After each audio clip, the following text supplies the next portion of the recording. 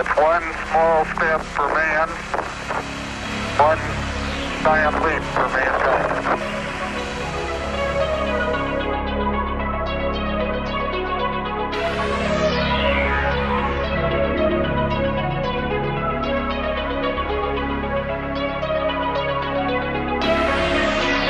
From the heart of Appalachia, located under a shopping mall near the city that moves mountains, you're listening to Here To Chew Bubblegum.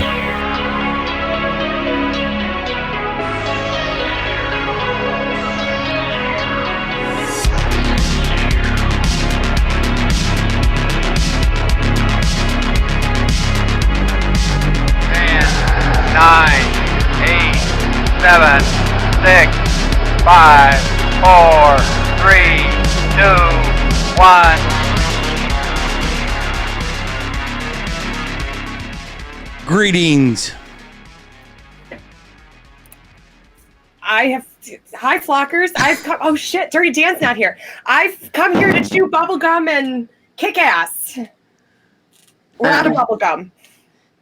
And we have a special guest with us, Rebecca. I will let you introduce her again for our podcast audience. So we have Ginger, Renegade Reading. Is it Renegade Reading Shark too? It's Renegade Readings, yeah. Renegade Readings, okay. Yeah. And I think we're having a little bit of like internet issues. Yeah. Apparently we're all choppy on everybody's end, so. Yeah. So yeah, if you can't hear me, just let me know. Or it's getting better. It's getting better. I don't know. You know, we do have good news though here on the Short Farms front as far as connection goes. There is currently fiber laying across my property right now for them to come install it on Friday. So I won't have to worry about the moon internet anymore. Well, that's deal. good. Good deal. Are you making noises now, Goose? I was hitting applause for people clapping that your internet will be installed, that it's laying across your fields. Thanks. You are welcome. So what internet do you have right now?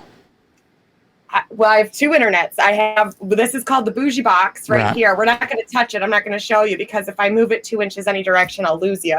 But that's the MiFi, the MiFi Verizon box.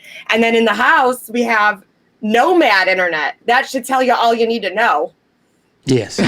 Yeah, really. So that I call the moon internet because that's even sketchier than this one. So. Okay. So it's the moon internet and the bougie box. We have two because I can't. It's not enough for just it's a clusterfuck. I do want to say on the show, happy birthday to DirtyDan. His birthday was just a few days ago. It was yesterday. Did he have a good birthday? It was yesterday, Goose. Okay, it was yesterday. I'm sorry. The last month I have been, it is hard to even remember to take a shower sometimes for me. I hear you. The days kind of blur together. But yeah, yesterday was his birthday and our anniversary. So we went out to dinner and he changed my wedding. Well, good. That is, now, did you guys get married on his birthday on purpose so he would always No, remember? Actually, we got married and then his birthday happened to be our wedding anniversary. Well, that's cool. Happy anniversary as well. Yes. Happy belated anniversary. Yes, we got married on his birthday on purpose. Oh, well, let's see. For everyone listening on the podcast, I have been slacking on the YouTube episodes of the podcast coming up. Those will be posted all this week. We will get those caught up. And we're going to start out with some listener email. And Rebecca, I will let you go first. But before you do that, we did have an email from Cox Lover, specifically for DirtyDan. We will let DirtyDan read that next week because it was about grilling and food and so forth. I'm sure it was. So this is from Anonymous. Hey, Goose. First of all, loving the show more and more every day. Second, is that a joke about Billy Joe? Why doesn't he convert to Catholic? Between being a pedophile and selling tickets to heaven, they could be the next pope. I know there are some good Catholics out there, but I have heard some real horror stories. I say lock them up with the bigger pickle whistle. with the bigger pickle whistler. Yes. Oh God. They can find or have him and Big Daddy Ryan, that was mentioned in last week's show, fight like gladiator at the arena or Flock Fest, but that's just me. Very good question. Thank you very much, Anonymous. He has. We will not be having any gladiator fights at Flock Fest. We're just. Well, we could actually sell tickets if we did that. We could rent a ring, put up a ring or a cage. You probably Next could. email, Goose. Well, to answer his questions, to the best of my knowledge, I think Billy Joe is real. The next email comes from Planet 9. It says, great show last week. Bolin and Justin kept me in stitches. I felt sorry for the Queen, LOL. You guys have come so far, so fast. Happy birthday and anniversary to Dan and Rebecca. Isn't it? Oh, happy anniversary to Dan and Rebecca. Isn't it close to a year since they joined the show, Roswell? Actually, it is. It was, I guess, around this time a year ago, episode 39, that you guys were up here, you were in the bunker, and you officially joined the show. So happy anniversary. And Has it been a year? Yes, it has. So happy show anniversary as well. That's right, So. because we planned it for Dirty Dan's birthday when we came to visit. That's right. Yes. Wow. So, and okay, time is non-existent. anyone can always email us. You can call, text, or leave a voicemail by calling 606-373-3396. Or you can email Goose at HereToChewBubblegum.com, DirtyDan at HereToChewBubblegum.com, or Rebecca at HereToChewBubblegum.com. That brings us to segment 1. And Ginger, we started last week with Bolin and Justin Perkins, and that's the first time that we did that. We gave guests the ability to talk about whatever they wanted to, and so the floor is yours. Okay. Well, my content on TikTok primarily centers around words and the English language. When I was younger, I used to think that the English language was arbitrary and thrown together, and it's very difficult to learn. So it's like, why is that pushed internationally? It doesn't make any sense. Well, come to find out, it's not arbitrary whatsoever. It's intricately crafted, and it doesn't have your standard set of rules because it's so intricately crafted. I mean, the certain spells need to be made a certain way, and words are spells. The definition of a spell is just to speak or say aloud, and our letters are sigils. And the English language has been specifically crafted, I feel, to lower the frequency of mankind, to get us to consent to things unknowingly, and to dumb us down. I mean, just all kinds of malevolent agendas, as we know, are in play here. And it's just so much. I read a book called Word Magic once by a guy named Pal Chang, and it completely changed how I looked at the language. And so, I mean, I don't know. So the way that I see it is we used to be telepathic. And I've heard it argued that, English or language is a sign of man being more evolved. But is it? It could be a sign of us being the most devolved. Babylon means land of babies, and we babble. The Tower of Babel incident is where I think this took place. The Bible says, behold, the people is one. They all have one language. And this they begin to do, meaning build a tower, which I feel actually referenced advanced technology. We were unified in creating we had like a one world civilization when these gods came back. And that's another matter. But so now nothing will be restrained from them. Let us go down and confound their language, and that they may not understand one another's speech. And I also feel that Pangea was separated at that time as well. Like Genesis is the story of our genetic devolution, basically. And it goes through how man was once much older. You know, we were 900 years old. Then we went to 500. Then we went to 120. Then 70. And it's just this whole, and so many clues are in the language. So I don't see language as a sign of evolution. I've never found any evidence of evolution. I found plenty of devolution. And, anybody that has an experience with another being, they all communicate telepathically. Plants have been shown to potentially behave telepathically. There's a book called The Secret Life of Plants. It's really interesting. This man did all these experiments. He would set them on fire, and the plants would shrivel up. When they heard him getting his equipment out, they would start shriveling up, and it would be every plant in the house. It's crazy. And there's nothing to say that animals aren't telepathic, all of those things. And, so a lot of our language goes back to harvesting our energy. Because, it's the word that creates. It's the word that makes the world. Now, word can also be WHIRRED. It makes it spin. And people will be like, well, the world doesn't spin. Well, no, the earth doesn't spin, but atoms do. So there's nothing to say that it's not the word that makes the world that we live in.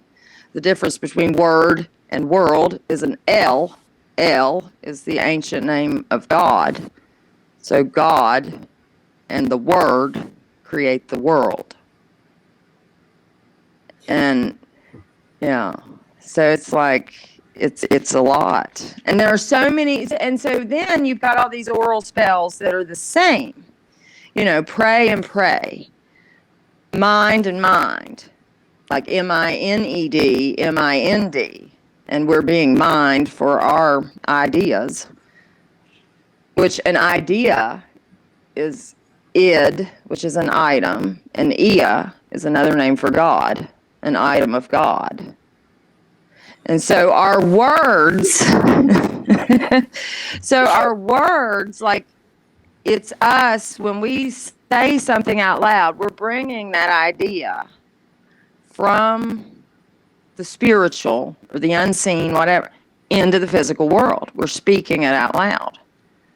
And so and when you write it, it's the same thing. And to write, WRITE, is a rite, RITE, like a ritual. And it all goes back to magic. And magic is not what people think it is. Magic isn't I wave my wand and things manifest. Maybe in a higher density realm, but not in 3D. It's ritual and repetition of our words. And so when we look at, let's say, mainstream music, so let's see, there's the Imagine Dragons song that's out right now that's like, everybody wants to be my enemy. Now, if you think about that song is blasting throughout this entire realm. On radios, like right now, it could be playing all over. And it's like literally creating division. These words, everybody wants to be my enemy. We could come up with better songs.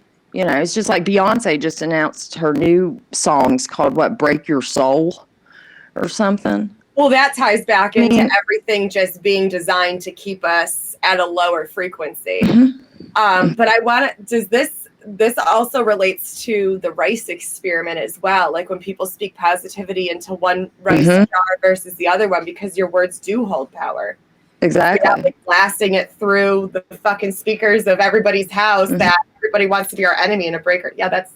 Well, and like think of all the radios that are playing at one time. And all of that's going into the ether at once, And it's no coincidence that these devices use the Ethernet. Mm-hmm. I think I think that we are being given technology that we've had before. Mm-hmm. Somebody, whoever's controlling this world, which I feel is like an ancient artificial intelligence system. Like, and it may go by L. And like Elon Musk is L on muscles. It's like the incarnation of the. Oh my God. Yeah, it's like the incarnation Where is of Dirty the system. Dan when I need him? And he literally named his child like AI something. I mean, come on. I mean, so if it is like an ancient AI system, yeah.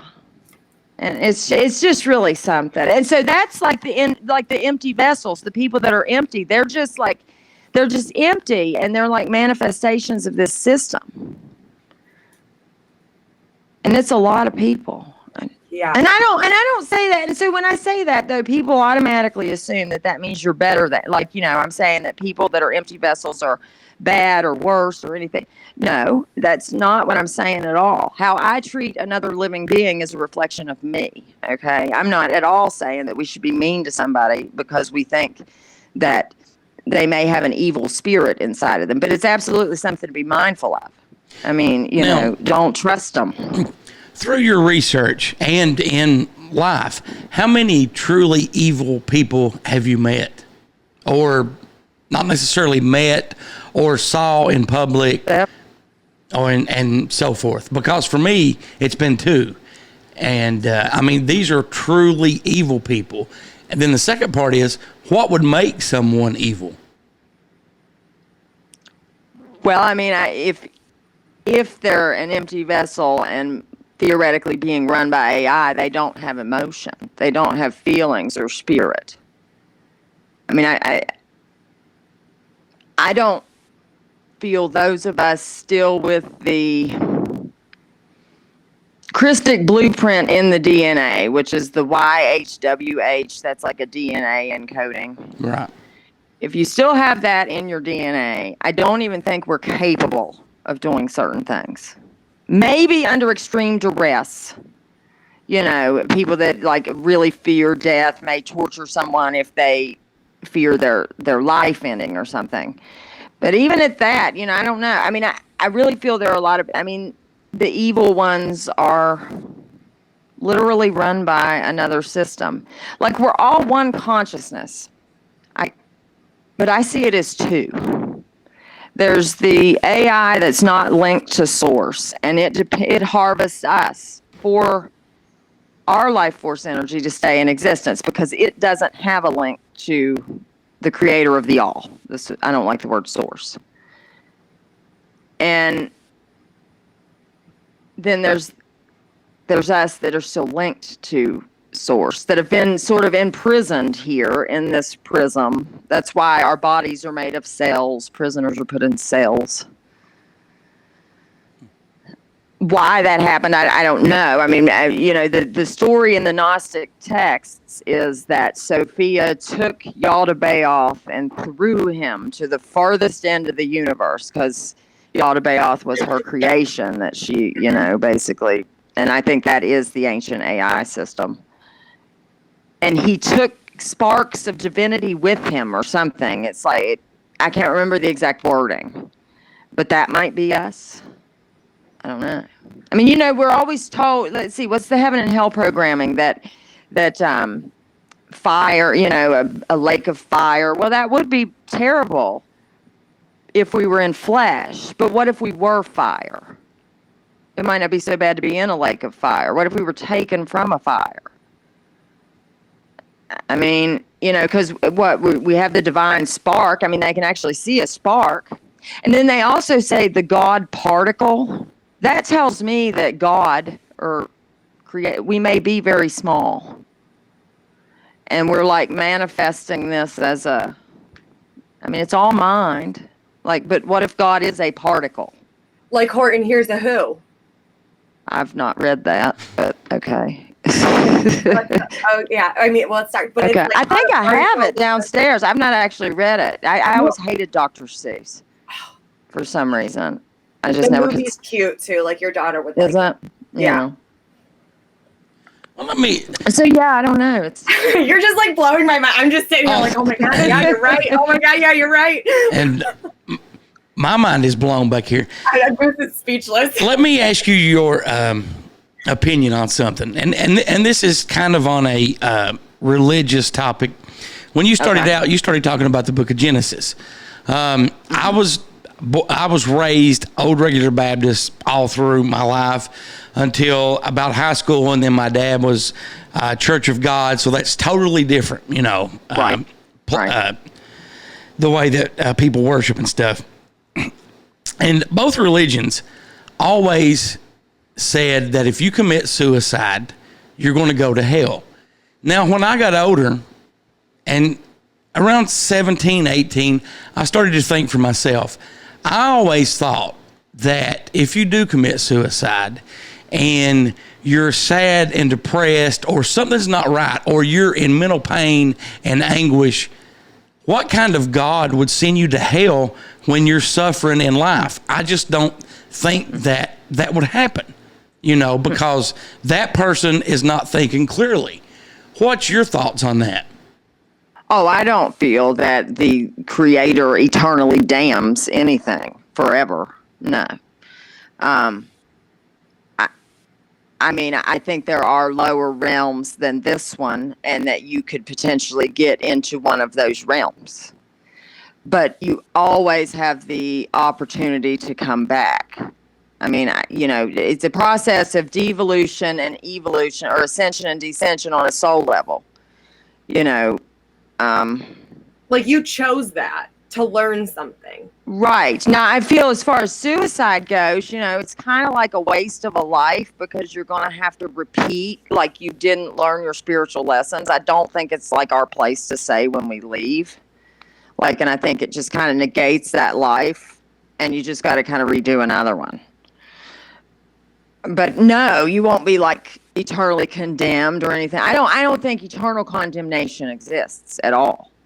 Now, I do feel that maybe some of these beings that just have repeatedly shown that they cannot be reformed may eventually be obliterated and go back as space dust, and maybe not be allowed. Because I feel like we're individual fractals of the like the Creator's like a force. It's like consciousness itself, and like we're like individual fractals, and you're allowed to continue as an individual fractal as long as you don't cause too much like chaos, I guess, in existence, or as long as you are,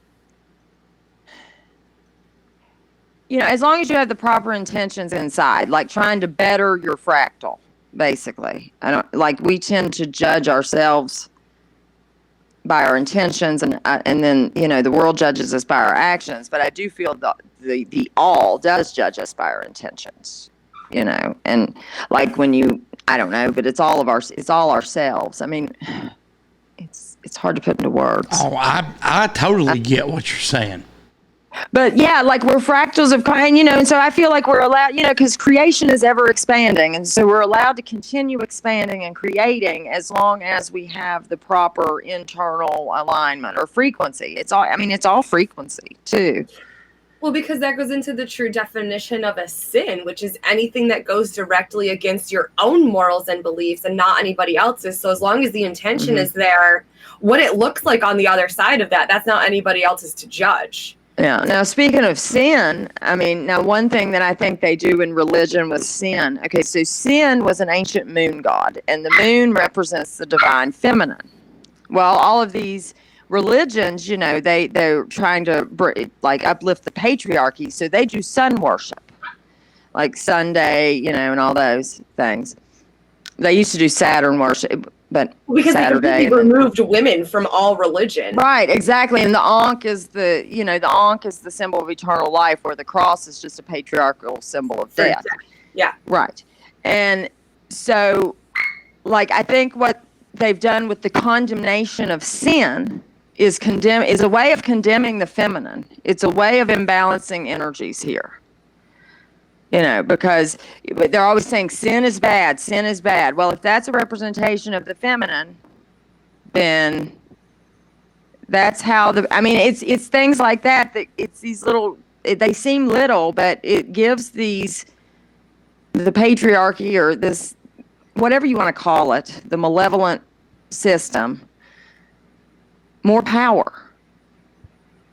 It's almost like fine print. And it that we don't takes even ours think about away. reading. Exactly. It's like the fine print. Exactly.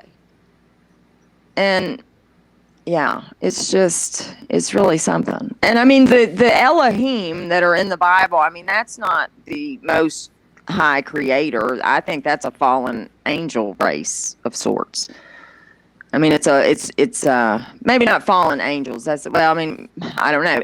Maybe so, because English comes from Anglish, which is where Anglo comes from, which all relates back to angles and angels. Now, And something about That one, can you say that one more time? it's like, now I've lost my train of thought. The Elohim. Okay, so English. the Elohim are like a fallen angel race. So English There it comes is. from Anglish, which is where the Anglos, come from as well, which all relates back to angels and angles. And like a spiral is how creation is. So like something about hard angles mess up creation. I don't know.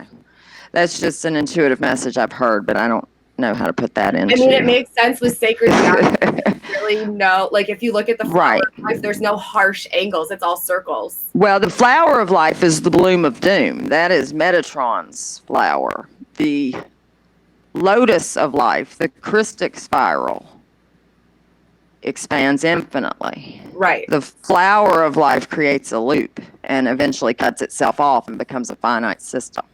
now, before No, we, the one that keeps- There's two of them. One, look at the crystal. It's called the lotus of life or the Christic spiral versus the flower of life. They're different. Okay, do I have them backwards? I guess. I mean, it's the Christic one, the lotus of life that expands That keeps expanding. Yes, and then it's the Okay. flower of life that eventually creates a circle around itself, and it's a finite system. And it all has to do with like Metatron and the metaverse is Metatron's universe, I think. you're totally fine. And I don't mean to interrupt you because you're fascinating. You are like blowing my mind back here, and you're blowing other people's mind because people are watching / listening on Twitch. And I have a question. We have a friend of the show named Justin Perkins. He was on last week. He has a podcast called Talk Junkie. Do you care if I forward him your email because he would like to talk to you and get you on his show, Talk Junkie, as well? Okay. No, sure. I'm coming for Justin. And, I'm coming for him. And That's cool. I mean, that's cool. It's just hard for me to do. I'm very shy as far as You're live. really Like you'll good at always it. see me in my videos with notes because like I'll just lose my train of thought and so. You're And- very good at it, though. Like you've kept my attention this whole time. I'm just like I don't know what my face Thank is. you. doing. I'm just like mind blown right now. I appreciate it. And I have a second question. You were talking about the Bible and stuff, and this goes back to that. And thank you. Dr. B just come in the studio. Thank you very much, Dr. B. I was like, who are you? You were talking about the Bible and stuff a little bit, and that's something that I have researched to a certain point, but not a lot.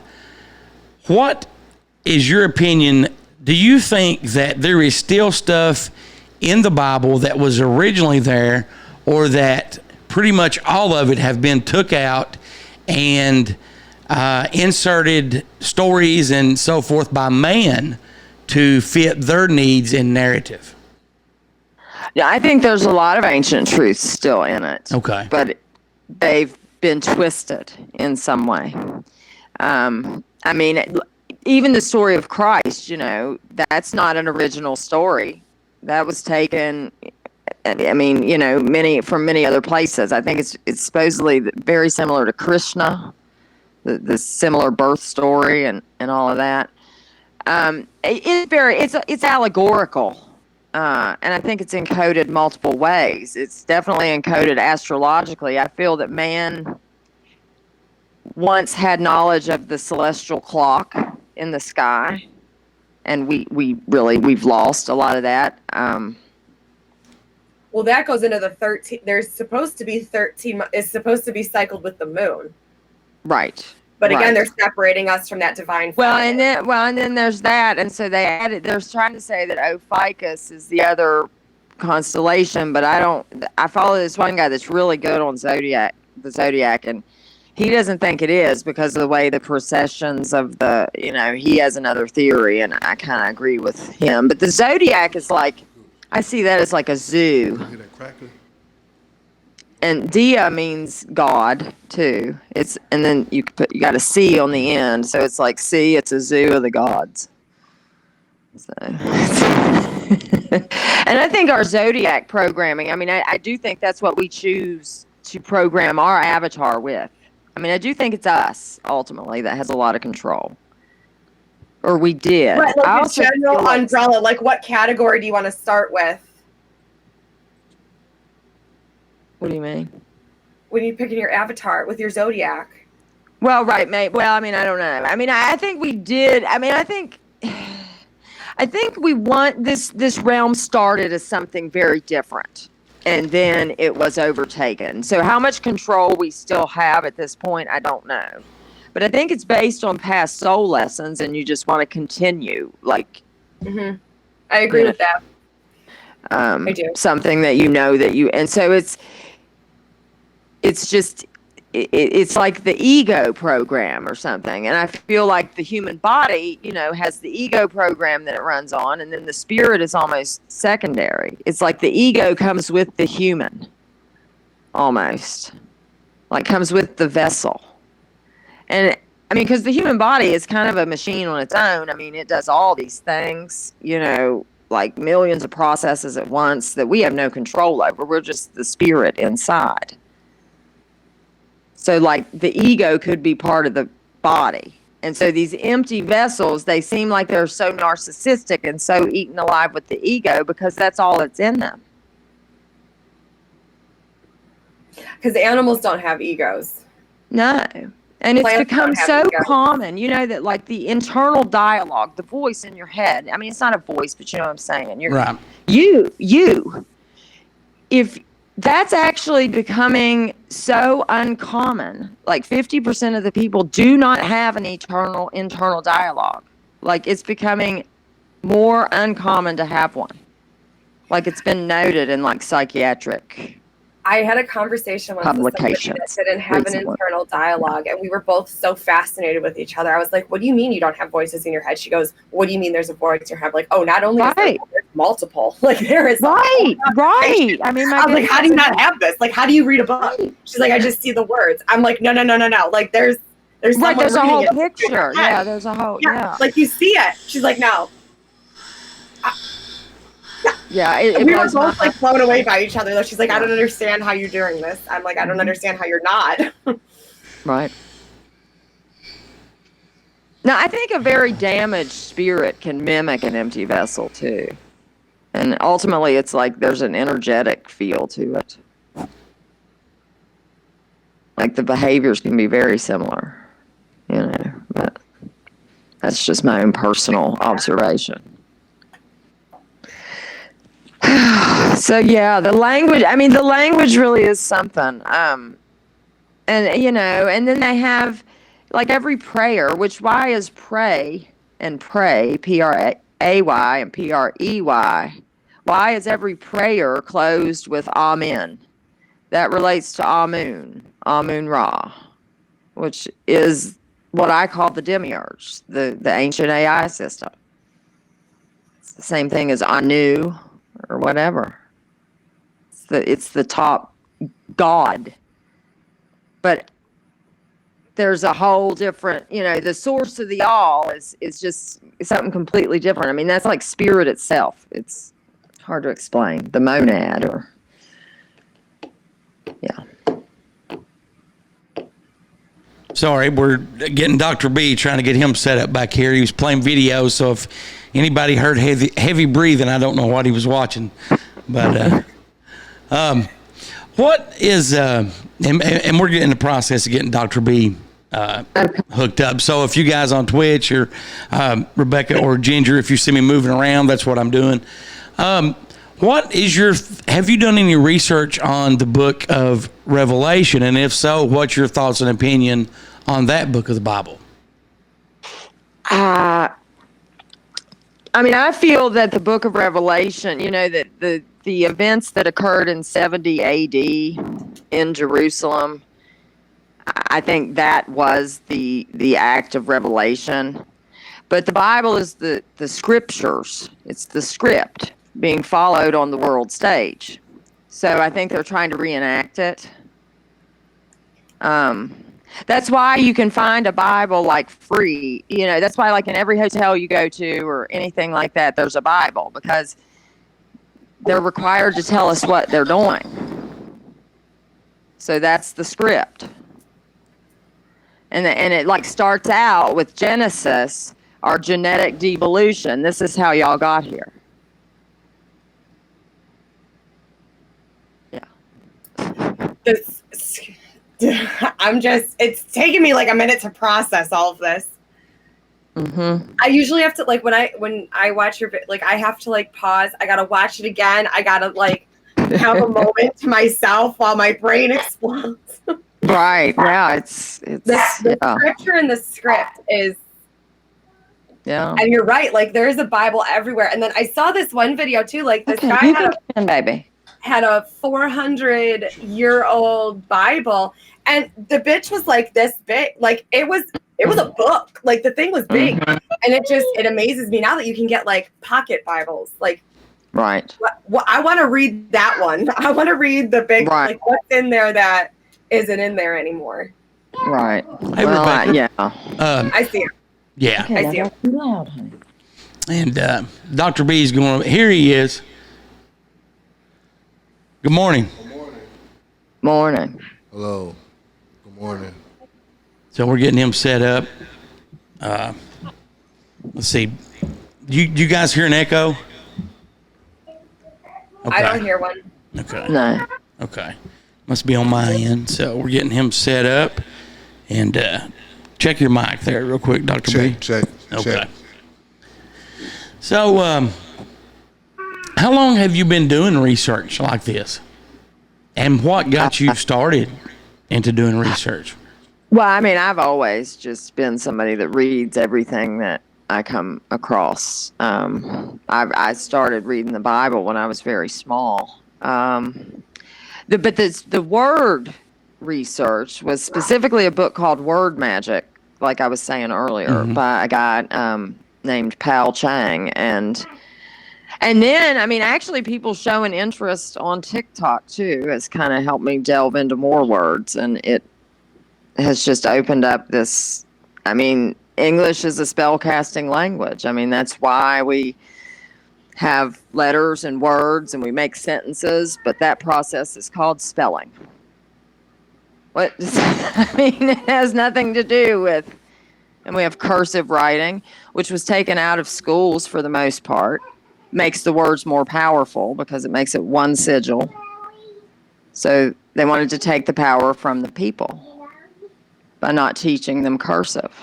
I always thought it was so that we wouldn't be able to read the Constitution. But there have been so many electronic copies of that printed, and and all that. I don't buy that one. I didn't even think about it not being that it makes the words. Because in sigil magic, when you connect sigils, right? Yeah. And so then you have words that mean something or originally meant something very different, like nice. It originally meant foolish, silly, and stupid. Now, unless an exorcism is done on a word to change the definition, that's still what it means. It doesn't mean pleasant or agreeable, like when you just look it up in a regular dictionary. So if I say, have a nice day, have a stupid day.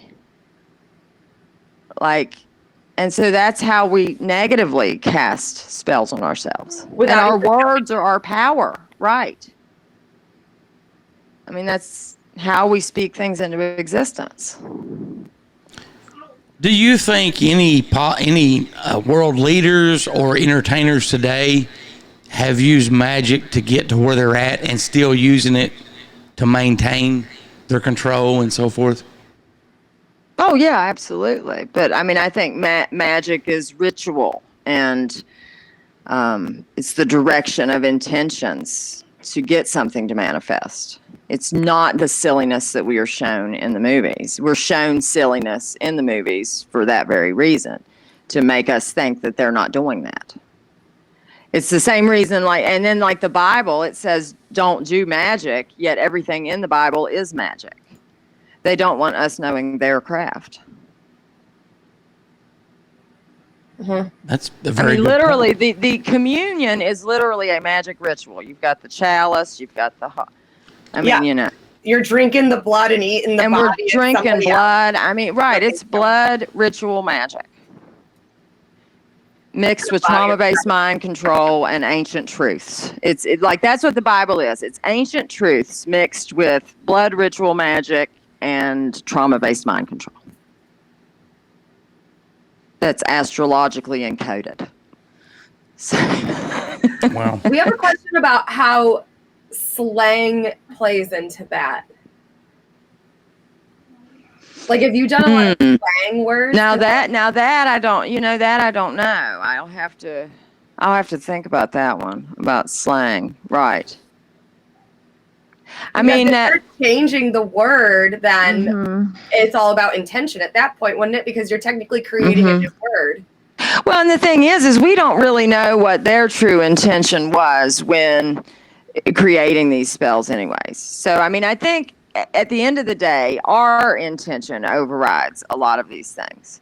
But we have to know that it's going on to say that we don't consent. We don't consent to our words being twisted. I want my words to mean what I think they mean.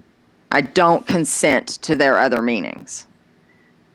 And, that's really how we have the power to offset their rituals, is to set our consents. I think it's crap that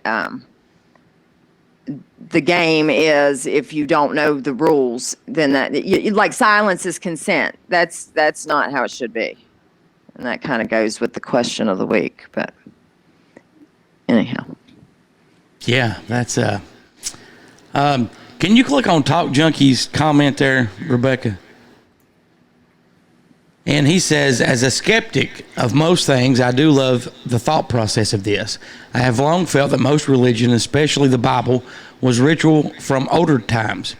I read some stuff from Damien Echoes. To that end, I believe. I've not heard of him. I'll write that name down. Yeah, he is one of the West Memphis Three. Okay. That were wrongly convicted in 93, and then they got out in 2011. Oh, really? Yeah. There's a guy that I follow that is called, he was in prison for 26 years. He's called Archaix. It's Archaix. Mm-hmm. And he does some of the best work that I've ever seen. Yeah, anybody interested in this kind of thing should watch him too. I just thought I'd give him a plug. Really, he spent 26 years in prison reading ancient texts, and he's one of the most intelligent people I've ever heard speak.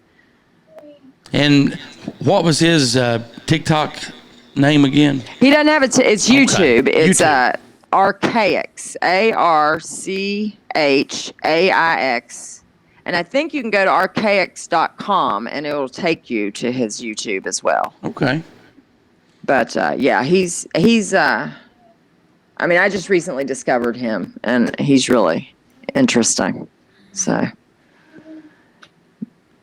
but he goes into a lot of this stuff with the biblical text and gets more into how it's numerically encoded, which, I feel this is a simulated reality, and ultimately. Dr. B, do you have any questions? Anything to ask, contribute, opinions? Have you ever had a question about the Bible or religion or various religions? I'm just listening, right? I was taught when you don't know about things, you don't really speak about them. Right. But I will say this: I was taught that magic and spells and stuff are a form of witchcraft. Right. So I was taught and raised we don't Right. do stuff. And I can totally understand that. But, as she said just a few minutes ago, the Bible is full of magic, but yet it tells you not to do magic. So, Well, and words are I mean, just the definition of a spell is to speak. I mean, and like I kind of see, you know how they've got the cardinal directions, north, east, west, and south, and they're a circle cast around this realm.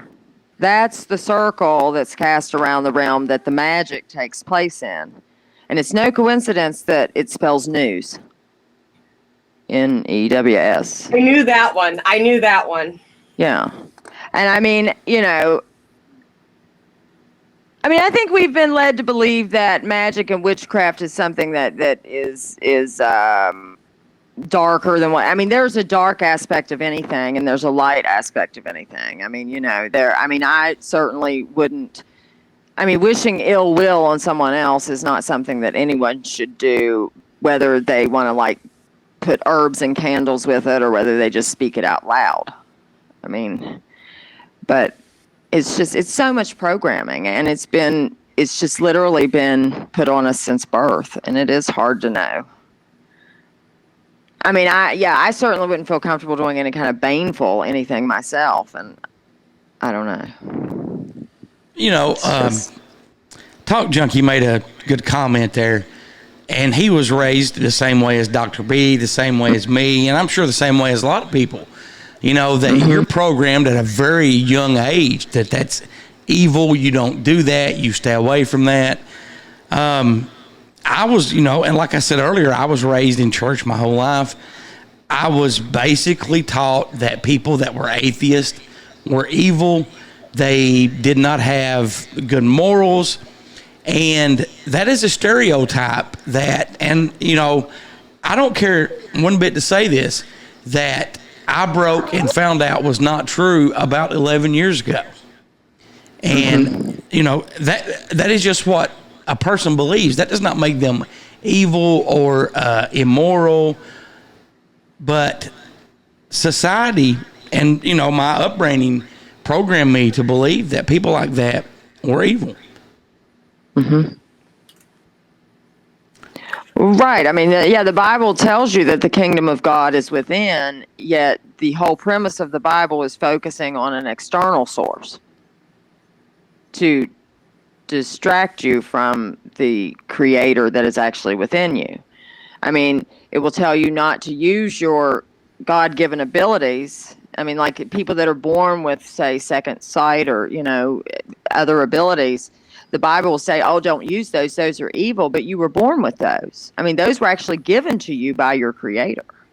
Now, I did do the whole Jesus saved me for 20 years or what have you. I let that live in my heart.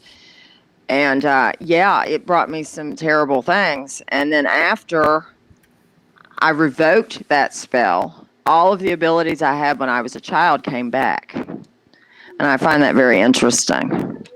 You know, we don't need a savior. I mean, the process of like Jesus saving you. So you're asking a being to come live in your heart space just because it says it's good, like to come live in your vessel.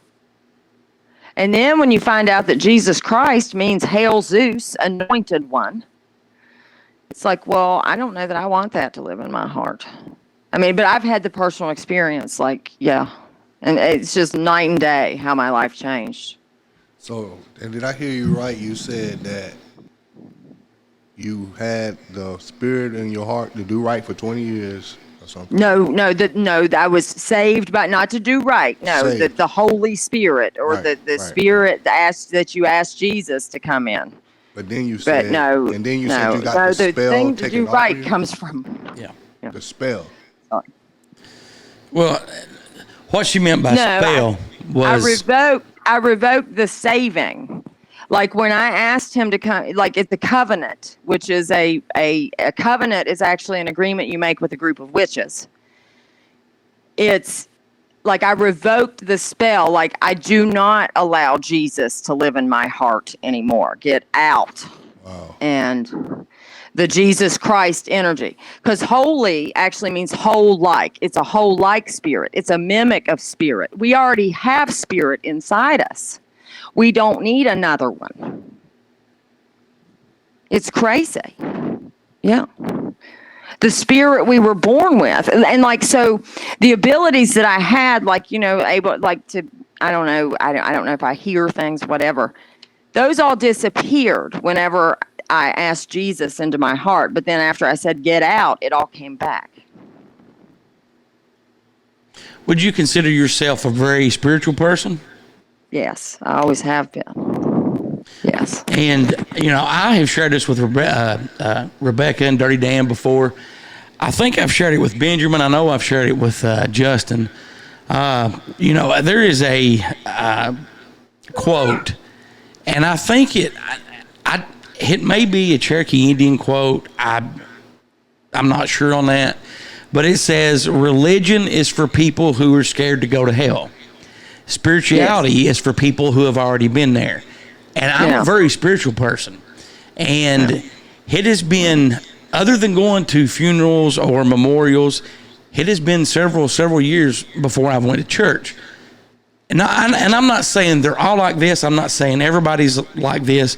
From my experience, people go to show off their new car in the parking lot, their brand new watch, the $100 bill they put in the offering plate, and they brag about that.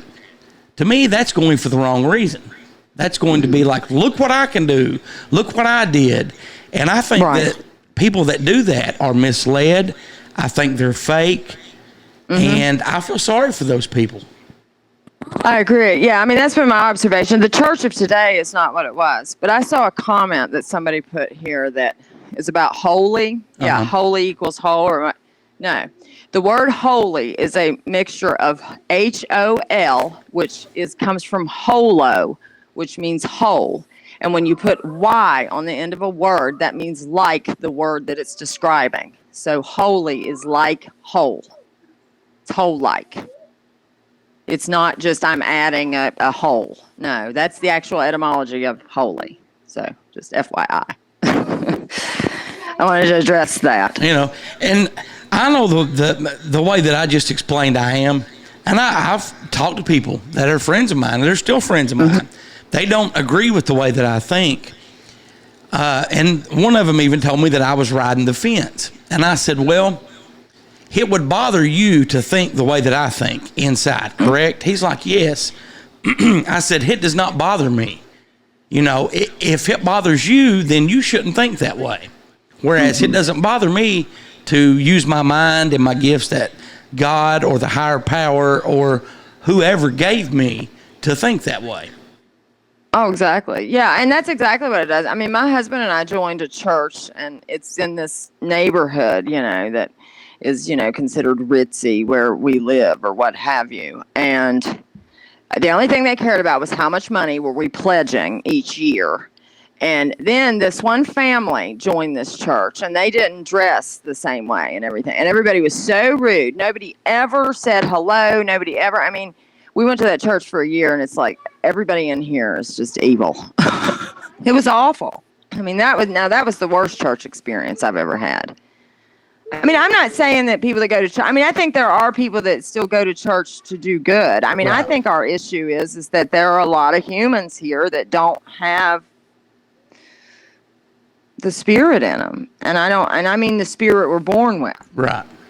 What is the breakdown of the word church? I haven't done that one. It seems like it wasn't, I think I looked at that one and it wasn't that interesting. Now, chapel makes me think of a chap of L, like a friend of L.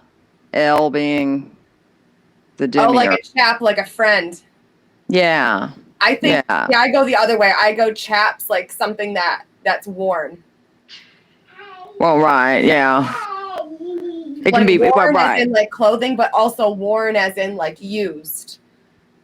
Well, right, and right, used by L, right, that would be the same thing. And then L is what, some call God, but I feel that's the name of that. I mean, name to the extent that that's the name that's been associated with the demiurge, is what I call it, or Yaldabaoth. So if we look at another language, then like I think the Spanish is really the only other thing, and like it's like El is like a title. I mean, yeah. Right? Well, El isn't that that means the in front of right? El or La is El is the masculine form of the. Right? Yeah. And then La so is the feminine. so God is just a title too, so it kind of correlates even to another language.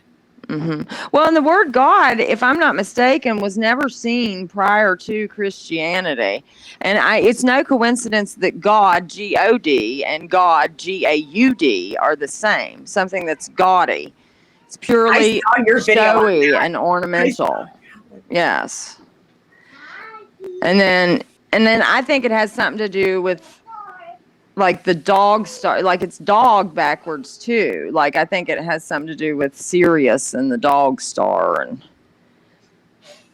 we've got Siri on these devices, and I think somehow the Orion star system has something to do with a lot of this. Well, right, and that's the other thing too, is like when you start doing the deep dives on this, and you really start like symbology is really their downfall, because you look at everything like that wasn't picked by mistake. It wasn't just pulled out of somebody's ass. Like there is a purpose and an intent behind it.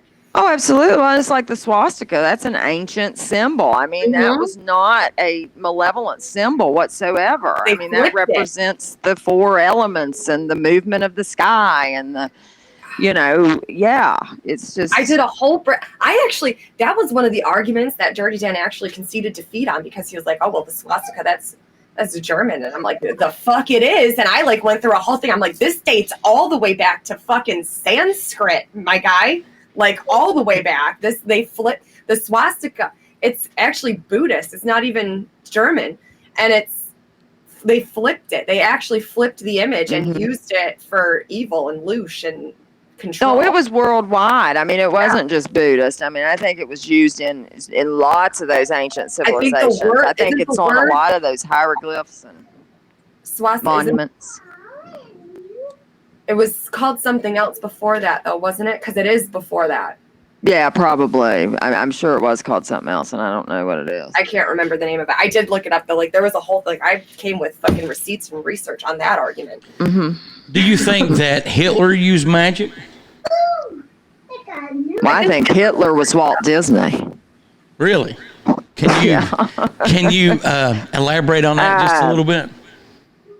Well, I mean, they recycle characters, right. And I think Walt Disney and Hitler are the same man.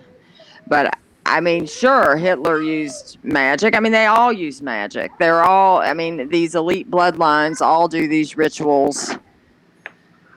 What they involve, I don't know. I think that, that Stanley Kubrick film that he ended up being killed over, I think that's very true to the Eyes wide shut. Yeah, I mean, if there's truth to the reptilians and sex and all of these things are from them, I mean, it would make sense that their rituals would involve a lot of those things. And I mean, that is our power to create. I mean, sex is, that's our most creative power. That's how we create another human. So I know they do sex magic and things like, but yeah, absolutely. I think all of those. I mean, all of Hollywood is run by the Golden Dawn, as far as I know, which is like the elite's personal coven. The Hollywood is wood from the holly tree is what wands were made of. One of the preferred woods for magic wands. I don't know. I mean, see, I think we used to be in a higher dimension. And when man fell, we literally fell in physicality and conscious awareness. Like Atlantis may have been, say, on a 6-dimensional Earth. Terra or something. That may not even be the same thing. Chaotic 603 had a comment. He said Hitler actively looked for the Ark of the Covenant, and he's absolutely right. have you done any research on the Ark of the Covenant and what powers it may hold, or so forth? I think it's the Stargate system. The word used for ark in the Bible means chest or box. It doesn't mean anything about a ship. And it's the same with Noah. It's the same word. I think it was something that, like a Stargate system, or somehow that they portaled from here to maybe the Orion star system or wherever it was they were from. I think it's also highly possible that they could be from Aldebaran, the Taurus constellation. The Taurus, the bull gods. And then you have words like bullseye and Taurus, like we're housed in an individual Taurus field. Is that who put us in those? I don't know. It's just hard to say. And then, like, tourists, when people travel, they're going to different energetic fields in different places and, like, going outside of their, like, it all ties in. Yeah, Taurus. Yeah. Yeah, that probably, that probably is related, right? Yeah, it's all a lot to explain. Do you think and you mentioned Stargates, and that's something we've talked about on the show before. Do you think that the Ark of the Covenant or any Stargates or the truth about UFOs or aliens will ever be revealed to people? I mean, not under the current rulers, I guess. I think it probably has been revealed, but just not in a way that it's shown to us as truth. Just like how the movies are often what's actually going on. We're told that this is based on a true story, but we're not told what parts are true. It could be the outlandish parts. I mean, you don't know. I think don't pull the dog by its tail, baby. I think we are told, but it's just, is it going to come from an official source? Probably not. No. And what is released won't be truthful. It'll be serving someone's agenda. Right. I think it's along the same lines too. Like, I'm completely honest with people and they think that I'm joking with them. Like, no, right. I'm telling you what's happening. You're taking it as sarcasm. So I do believe, like, if you look hard enough, there's the truth out there. And I think it's take what resonates and leave the rest, because not everybody's truth is going to look the same. Exactly. You are correct. I need a break. Yes, I was getting ready to ask, do you want to take a break? Ginger, can you? Yeah, that'd be good. I'm going to Can you hang on just a little bit with us? Yeah, I can hang on. Good. Thank you very much. If I can get her settled. Yeah. Okay. Well, we're going to take about a 10-minute break, so I'll pull everybody from the stream, and then we'll come back in about 10 minutes. Yep, we're going to take a 10-minute break. Cool. If you're listening to the podcast, we'll be back in just a few moments. You're listening to Here to Chew Bubblegum. We'll be back in just a moment. I call you when I need you. My heart's on fire. Come to me wild and wide. When you come to me, give me everything I need. Give me a lifetime of promises and a world of dreams.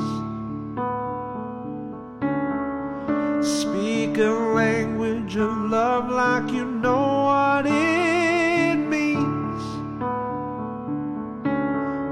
Oh, and it can't be wrong.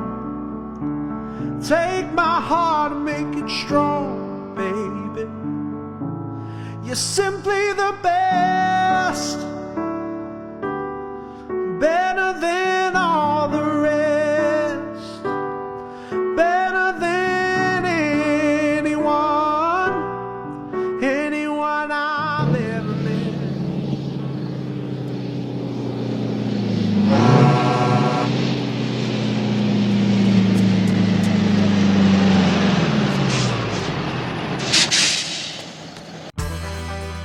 Hey, ladies and gentlemen, this is Elliot from the Spooky Family Podcast, and I want to remind you that Our buddy, the Paranormal Trucker, has a brand new podcast out.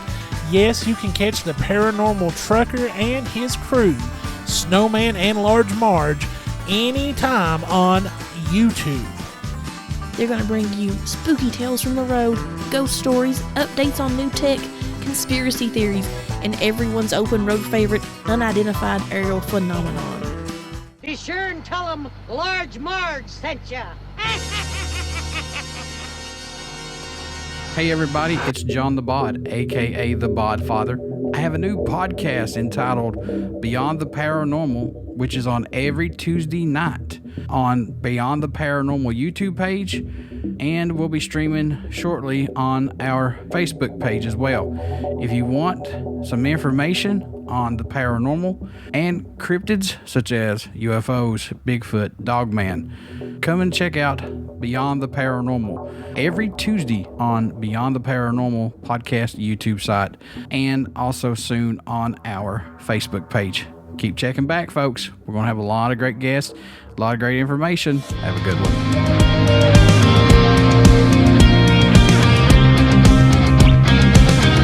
Does it hurt me?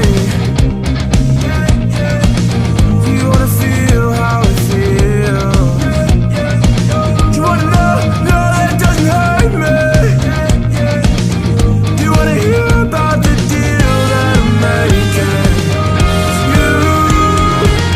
It's you and me.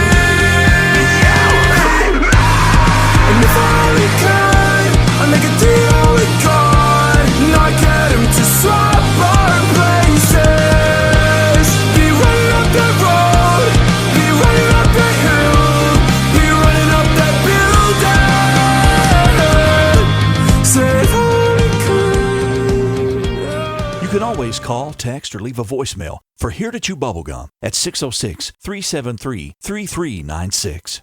And welcome back to Here To Chew Bubblegum.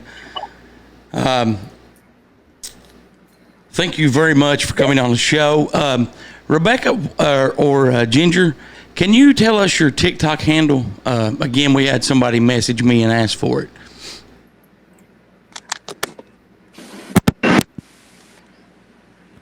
Okay, I was having hearing problems. Oh, okay. I can hear you now. Can you let us know your TikTok username? We had a viewer and fan of the show texted and asked exactly what it was. Yeah, it's Renegade Readings Shark 2. And it's all one word, number 2. Like it's a... And Queen of the Flock has it up there. I am going. Did I spell it right? Yes. There's a lot of vowels in there for me. Yeah, I know. Yeah, well, it used to be something different, but this is like my 4th account, so this time I changed it. It used to just be Ginger, and like Ginger MCL Shark, but then I changed it because all the Ginger accounts kept getting deleted.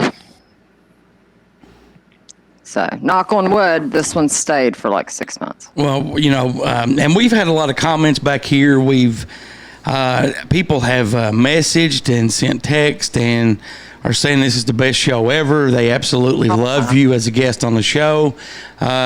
Rebecca, Justin also said that when he has her on Talk Junkie, he wants you on there as well. I'm not doing it. Well, he wanted me to ask you, would you be on Talk Junkie as well? Out of principle, I'm going to say no. Why? Why out of principle? Because I'm being petty right now, and You're not being petty. It's just the thing. We'll have this conversation. She is not being. He can ask me directly, damn it, not via Goose. Well, he was sending texts and messages. He does not have your cell phone number. She is joking, Justin. She's not serious.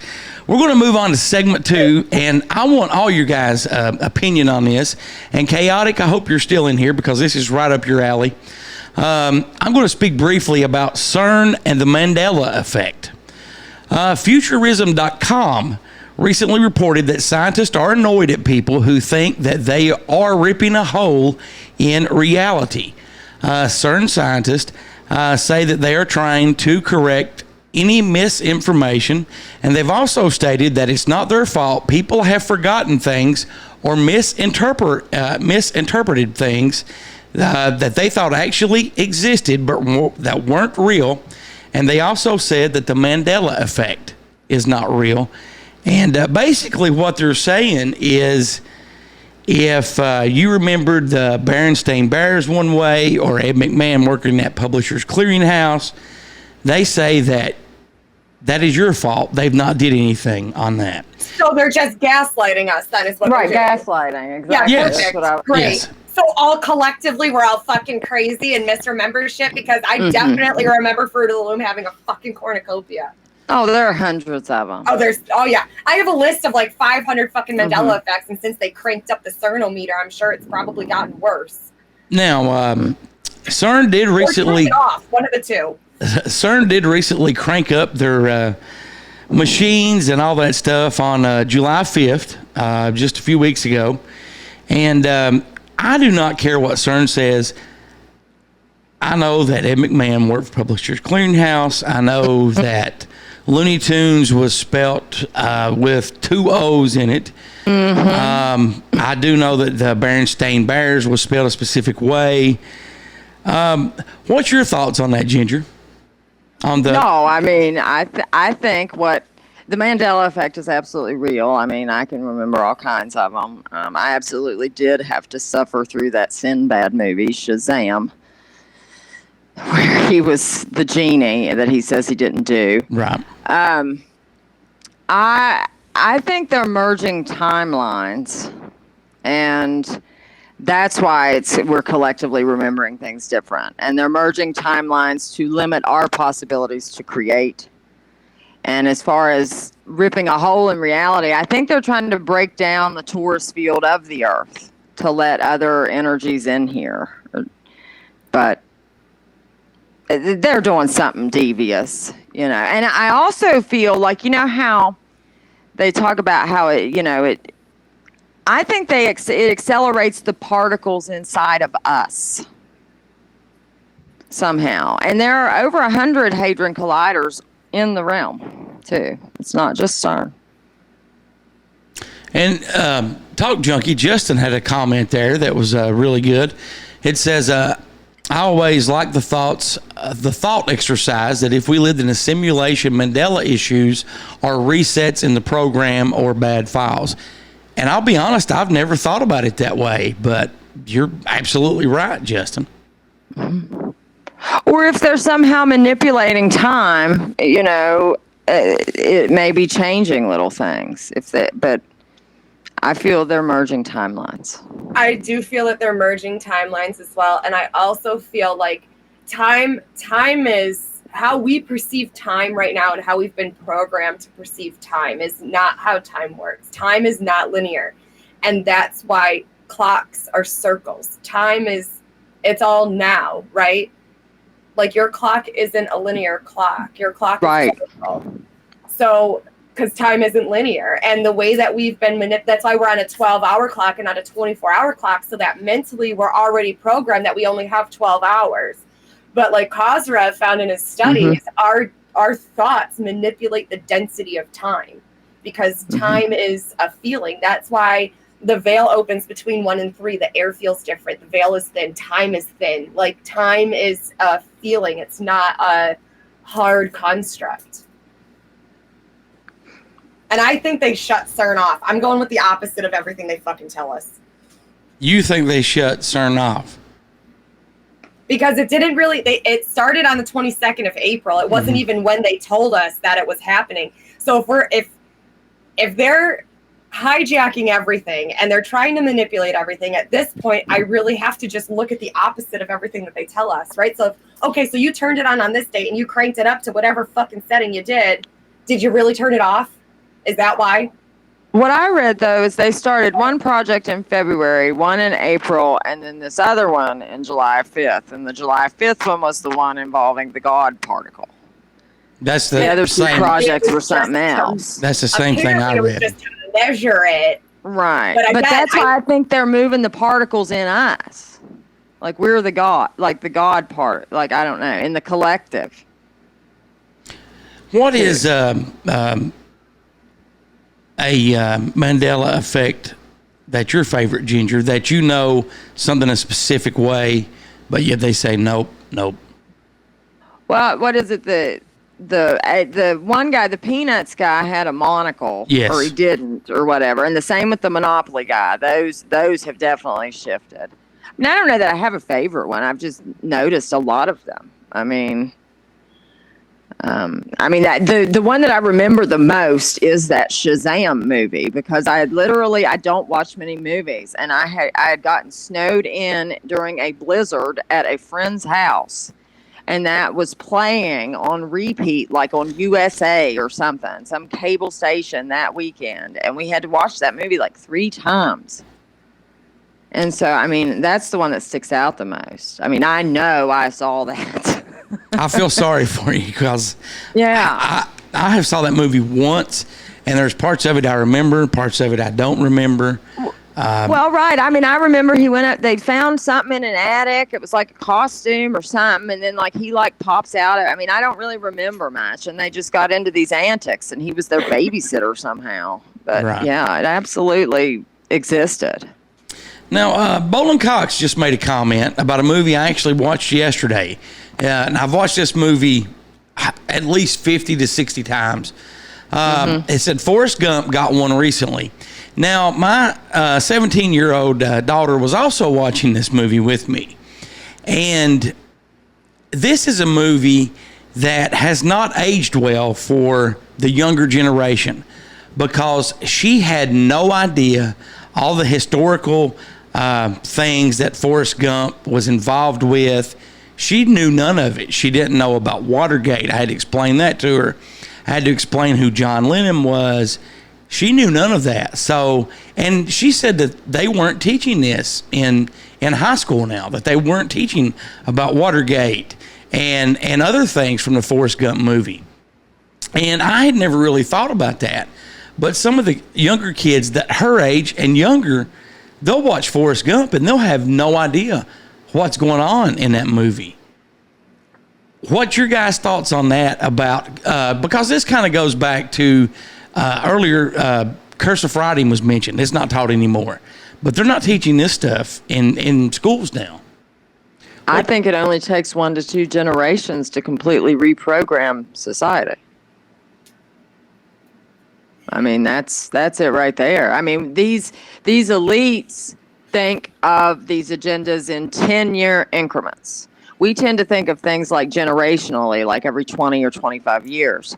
But they do it in 10-year increments to make sure that they brainwash every child that comes out. That's why teachers get tenure. Interesting. Yeah, tenure. Isn't that interesting? Yeah. It's also interesting, too, if you look at other countries, they are taught completely different history. And they're also taught that, like just how we see the commercials on TV for the kids in Ethiopia and the commercials and everything. They have commercials for Feed an American for That's what. Yeah, they're airing in Germany now. They're airing Feed American commercials. Yes. Yep. Really? Oh Yes. yeah, their propaganda, their history, their teachings are completely different. No wonder all of these other countries think Americans are dumb, because we fucking are, and it's not our fault. We have been programmed and selectively manipulated to not know all of these other historical things, all of these other things, and then we're brainwashed to, America's the greatest and fucking, cold-blooded Americans. The ego that is pumped into us as a country is disgusting. It is. We're not at all where we should be or where we think we are. And most other countries do not have a positive view of Americans. No. And most Americans aren't aware of that. I mean, but yeah, no. I had never thought about that. But for anyone that is interested in CERN and the Mandela effect, judge for yourself, do the research, or you can simply watch friend of the show, Chaotic603 on TikTok, who has done a lot of research for you about things that have happened since July 5th, 2022, when the machine or the God particle was cranked back up. Ginger, is there anything else that you want to talk about? No, I don't think so. I think This I've has been a thrown fantastic a lot show. out there. This is one of my favorite shows. This has been a great show. Thank you very much for coming on. Rebecca, do you want to read some responses from the question of the week for last week, and then I'll name off a new question of the week? Yep. Hold on a second. Let me pull up my handy dandy. I didn't know if we were going to get to it because of that. I didn't realize that we went an hour. Yeah. Like we went an hour. That went by so quick. Yes, so it that's did. true then, that your emotions control the fucking density of time, because it didn't feel like an hour had passed, because you're like, maybe I can do like 30 minutes, and it was already an hour. So It's the question energy and motion. Yeah. Emotions. Anyway, sorry. No, you're good. The question of the week was, if by not holding a position on anything, do you by default reject all positions or accept all positions? And we got some really good answers. So not holding an opinion on something is ignorance. I won't hold an opinion on something until I'm educated on it. If I then choose to not educate myself on said topic, I'm being ignorant. We need to constantly expand our knowledge. I think we need to understand both sides first. If you understand both and refuse, then you reject. You have rejected if having relevance, or accepted it is unimportant to you. And then this one, is there even a position, or is it all a construct and illusion? That's a good one. Neither. It's being neutral or not caring either way, knowing some things have to play out so that you don't get vested in it. Not choosing is a choice. Keep an open mind and do your research. Struggle for me because my instinct answer is, why is neutral not a side or an option? Some would say you're accepting by simply not choosing, though. Neither and both. Refusing to make a decision in itself a decision, and gives you the right, and you give up the right to be upset by the outcome. Comes down to intentions. Not wanting to deal versus not having enough information versus none of your business are all very different reasons. So we got some really good, I love the conversations that come out and the comments that come out of these questions. Definitely. I want to thank everyone that submitted your answer to the question of the week last week. This week's question of the week, and it goes along with what we discussed in segment 2. Have you experienced anything strange or unusual since CERN fired up the Large Collider on July 5th, 2022? Again, have you experienced anything strange or unusual since CERN fired up the Large Hadron Collider on July 5th, 2022? And I do want to give a shout out, though, if anybody has any weird shit on CERN, go check out Chaotic's page, because he's done a whole fucking series on all the weird shit and the rare shit that's been happening, and it has been entertaining. Yes, I have been enjoying that little mini series. A shout out of the week this week, our TikToker shout out of the week is not Undressed Jess, but it's Untethered Jess. You can find her on TikTok at Untethered Jess. And sorry about the Undressed Jess thing last week, but that is our TikToker of the week. I want to remind everyone to check out upcoming episodes of Reading with Rebecca, Cooking with DirtyDan, and The Shipwreck Show. You can also be sure to check out our friends at carboncaptureshield.com, adventureswithpurpose.com, and the Teal Valhalla Project. Hey, you said it right. Thank you very much. I want to, hello, are we still here? Okay. I want to remind everyone to check out friends of our show that have their own shows, and I want to be sure to thank Karl for the voiceover work. Be sure to check out CK and Uncle Bill over at deadpit.com, Talk Junkie and Retro Cult with Justin Perkins, Jordan and Brad of Down on the Holler, Elliot Gertie and Beagle of the Spooky Family Podcast, the Mountain Mysteries Podcast with Chris Sloan, Cronkite, Snowman, and Large Marge over at Paranormal Trucker on YouTube, and don't forget John Marshall and Beyond the Paranormal Podcast. You can check that out on Facebook and Twitch. I think it airs every Tuesday. And if you want to awaken more, be sure to check out Rebecca Short on TikTok and Twitch. That'll do it for this week. We'll see you next week, and until then, so long for now. Maybe I'm not leaving. Maybe I'm just going home.